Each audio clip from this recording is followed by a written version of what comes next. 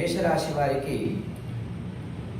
ఉగాది ప్రారంభం నుండి 1/6/2026 వరకు మిథునంలో అంటే 3వ స్థానంలో గురువు ఉండడం వల్ల బంధు మిత్రులతో విరోధము ఏర్పడకుండా జాగ్రత్త వహించాలి. ఆర్థిక ఇబ్బందులను ఎదుర్కొంటారు. ఇక స్వల్ప అనారోగ్య ఇబ్బందులు ఉండే అవకాశం ఉంటుంది. వృత్తి ఉద్యోగంలో ఆలస్యంగా అభివృద్ధి ఉంటుంది. ఇక తర్వాత వీరికి 2/6/2026 నుండి 30/10/2026 వరకు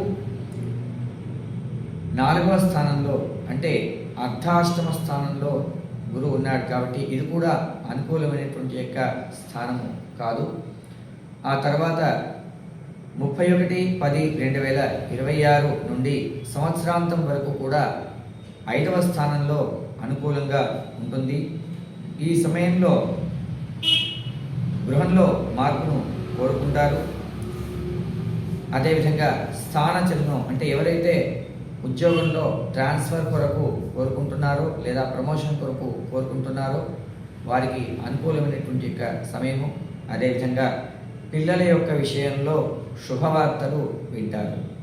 ఇక ఈ రాశి వారికి ద్వాదశ స్థానంలో అంటే 12వ స్థానంలో శని ఉండడం వల్ల 7.5 శని యొక్క ప్రభావం 7.5 సంవత్సరాల యొక్క శని ప్రభావం వీరిపైన ఉంటుంది. కాబట్టి ఈ సంవత్సరము పనులు ఆలస్యంగా అవుతుంటాయి, ఖర్చులు ఎక్కువగా అయ్యే అవకాశం ఉంటుంది. కాబట్టి ఈ సంవత్సరం వీరు గురుగ్రహం యొక్క జపం చేయించుకోవడము, అదేవిధంగా శనిగ్రహం యొక్క జపం చేయించుకోవడం కానీ లేదా శని యొక్క క్షేత్రాన్ని దర్శించుకోవడము చెప్పుకోదగ్గ పరిహారం.